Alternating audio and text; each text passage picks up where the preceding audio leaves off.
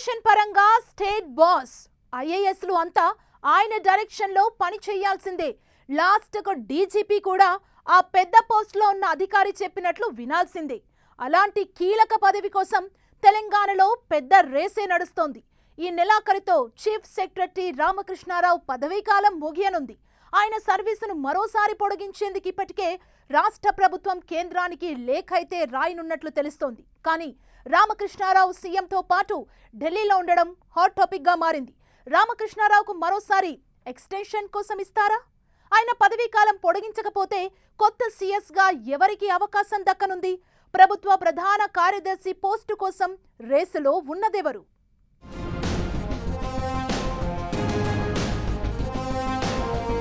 తెలంగాణ కొత్త chief secretary ఎవరు? నెలాఖరుతో ముగియనున్న రామకృష్ణారావు పదవీకాలం. 10 నెలలుగా ఎక్స్టెన్షన్ పై కొనసాగుతున్న రామకృష్ణారావు పదవీకాలం మరోసారి పొడిగిస్తారా?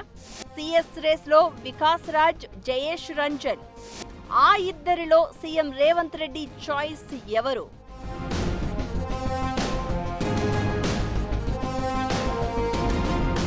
తెలంగాణ సీఎస్ రామకృష్ణారావు పదవీకాలం మరోసారి పొడిగింపు ఉంటుందా? ఇప్పటికే 2 సార్లు ఆయన పదవీకాలాన్ని కేంద్రం పొడిగించడంతో మరోసారి ఎక్స్టెన్షన్ దక్కుతుందా లేదా అనేది ఉత్కంఠగా మారింది. సాధారణంగా 2 సార్లు మాత్రమే కేంద్రం ఎక్స్టెన్షన్ ఇచ్చిన సందర్భాలు ఉంటాయి. దీంతో రామకృష్ణారావుకు ఈసారి ఎక్స్టెన్షన్ రాకపోవచ్చని తెలుస్తోంది. అలా జరిగితే ఆ స్థానాన్ని దక్కించుకునేందుకు మరో 3 స్పెషల్ సీఎస్ల మధ్య తీవ్ర పోటీ కొనసాగుతోంది. జయేష్ రంజన్, వికాస్ రాజ్, సంజయ్ జాజుల పేర్లు తెలంగాణ నెక్స్ట్ సీఎస్ రేసులో వినిపిస్తున్నాయి. ఈ 3 కూడా 1992 బ్యాచ్ కు చెందిన ఐఏఎస్ అధికారులు. సీనియారిటీలో మొదటి వరుసలో ఉన్న తనకు ఖచ్చితంగా సీఎస్ పోస్టు దక్కుతుందన్న ఆశల్లో జయేష్ రంజన్ ఉన్నారట.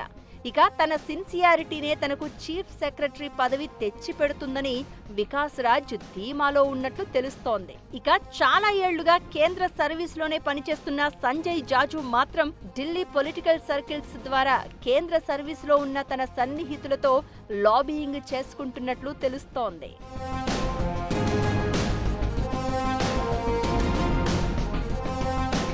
అయితే కేంద్ర సర్వీస్లోనే ఎక్కువ కాలం ఉండడంతో స్టేట్ సీఎస్ గా సంజయ్ జాజు వచ్చే అవకాశం లేదని తెలుస్తోంది.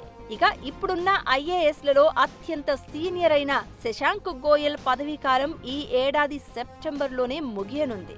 దీంతో ఆయనకు సీఎస్ పోస్టు దక్కే ఛాన్స్ లేనట్లు టాక్. ఆయన తర్వాత సీనియారిటీలో అరవింద్ కుమార్ ఉన్నప్పటికీ ఆయన ఇప్పటికే కేసుల్లో ఇరుక్కుని ఇబ్బంది పడుతున్నారు. దీంతో వికాస్ రాజ్, జయేష్ రంజన్ మధ్య పోటీ ఉందన్న టాక్ వినిపిస్తోంది. గత ఎన్నికల సమయంలో రాష్ట్ర ప్రధాన ఎన్నికల అధికారిగా వికాస్ రాజ్ పనిచేశారు. అసెంబ్లీ ఎన్నికలను విజయవంతంగా నిర్వహించిన ఆయనకు క్షేత్రస్థాయి పరిస్థితులపై పూర్తి అవగాహన ఉంది. మామూలుగా అయితే పవర్లో ఉన్న పార్టీ చెప్పుచేతల్లో అధికారులు పనిచేస్తారన్న విమర్శలు ఉంటాయి. కానీ గత ఎన్నికల టైంలో వికాస్ రాజ్ నిక్కచ్చిగా వ్యవహరించారని, ఏ పార్టీకి అనుకూలం వ్యతిరేకం అనిపించుకోకుండా తన పని తాను సిన్సియర్గా పూర్తి చేశారన్న చర్చ ఉంది. వికాస్ రాజ్ పనితీరు నాడు ప్రతిపక్షంలో ఉన్న కాంగ్రెస్ కు అడ్వాంటేజ్ గా మారి అధికారంలోకి రావడానికి ఉపయోగపడిందన్న చర్చ కూడా కాంగ్రెస్ వర్గాల్లో నడిచింది. ఈ నేపథ్యంలో సిన్సియారిటీకి పట్టం కట్టాలనుకుంటే వికాస్ రాజుకు సీఎస్ గా అవకాశం ఇవ్వొచ్చన్న ప్రచారం జరుగుతోంది. ప్రస్తుతం ఆయన R&B స్పెషల్ సీఎస్ గా ఉన్నారు. వరంగల్ ఎయిర్పోర్ట్, RRR అనుమతులు, ఇతర గ్రీన్ఫీల్డ్ హైవేలు, హ్యామ్ రోడ్ల విషయంలో వికాస్ రాజ్ పనితీరుపై సీఎం సంతృప్తిగా ఉన్నట్లు తెలుస్తోంది. ఇక మున్సిపల్ అడ్మినిస్ట్రేషన్, అర్బన్ డెవలప్మెంట్ ప్రత్యేక ప్రధాన కార్యదర్శిగా ఉన్న జయేష్ రంజన్ పేరు కూడా సీఎస్ రేసులో బలంగా వినిపిస్తోంది. గత ప్రభుత్వ హయాంలో ఐటీ, పరిశ్రమల శాఖల కార్యదర్శిగా పనిచేసి ప్రపంచ స్థాయి దిగ్గజ సంస్థల పెట్టుబడులను హైదరాబాద్కు రప్పించడంలో కీ రోల్ ప్లే చేసిన ఆయన కాంగ్రెస్ ప్రభుత్వం వచ్చాక కూడా సీఎం రేవంత్ కు క్లోజ్ గా ఉంటున్నారు. తెలంగాణకు world economic forum, global summit లో భారీగా పెట్టుబడులు తెప్పించారనే టాక్ ఉంది. కార్పొరేట్ వర్గాలతో ఉన్న సంబంధాలు, నగర అభివృద్ధిపై ఉన్న విజన్ ఆయనకు పాజిటివ్ అంశాలుగా మారాయి. ఒకవేళ జయేష్ రంజన్ కు ఇస్తే వచ్చే ఏడాది సెప్టెంబర్ వరకు అంటే 1 సంవత్సరం 3 నెలల కాలం సీఎస్ పదవిలో ఉండనున్నారు. ఆ తర్వాత వికాస్ రాజుకు సీఎస్ పోస్టు దక్కడం ఖాయమంటున్నారు. ఒకవేళ ఇప్పుడే సీఎస్ గా వికాస్ రాజుకు అవకాశం కల్పిస్తే జయేష్ రంజన్ కు సీఎస్ గా అవకాశం దక్కే పరిస్థితి లేదంటున్నారు.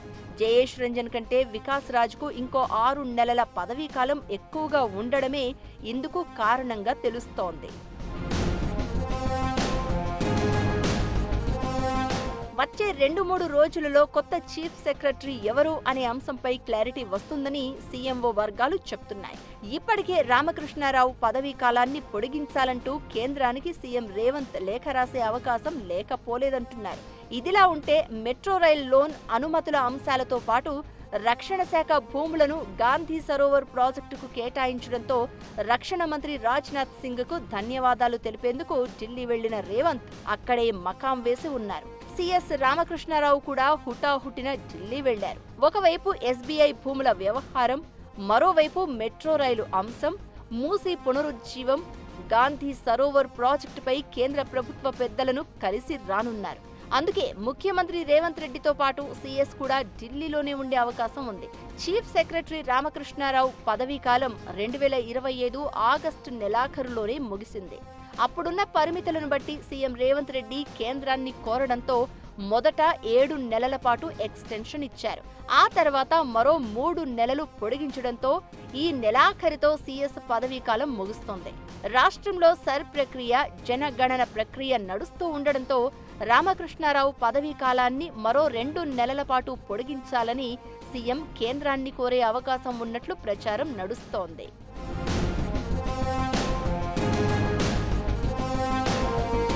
ఇదిలా ఉంటే కేంద్ర ప్రభుత్వం చీఫ్ సెక్రటరీ రామకృష్ణారావు పదవీ కాలాన్ని మరోసారి పొడిగించకపోతే ఆయన సేవలను ఇతర అవసరాల కోసం ఉపయోగించుకోవాలని సీఎం రేవంత్ రెడ్డి భావిస్తున్నట్లు తెలిసింది. రామకృష్ణారావుకు Hyderabad metro rail corporation chairman పదవి ఇచ్చే అవకాశం ఉన్నట్లు సెక్రటరియట్ వర్గాల్లో చర్చ సాగుతోంది. సిన్సియారిటీకా, సీనియారిటీకా? వికాస్ రాజ్, జయేష్ రంజన్లలో ఎవరికి సీఎస్ పదవి దక్కబోతోందనేది ఇప్పటికైతే సస్పెన్స్ గానే కొనసాగుతోంది.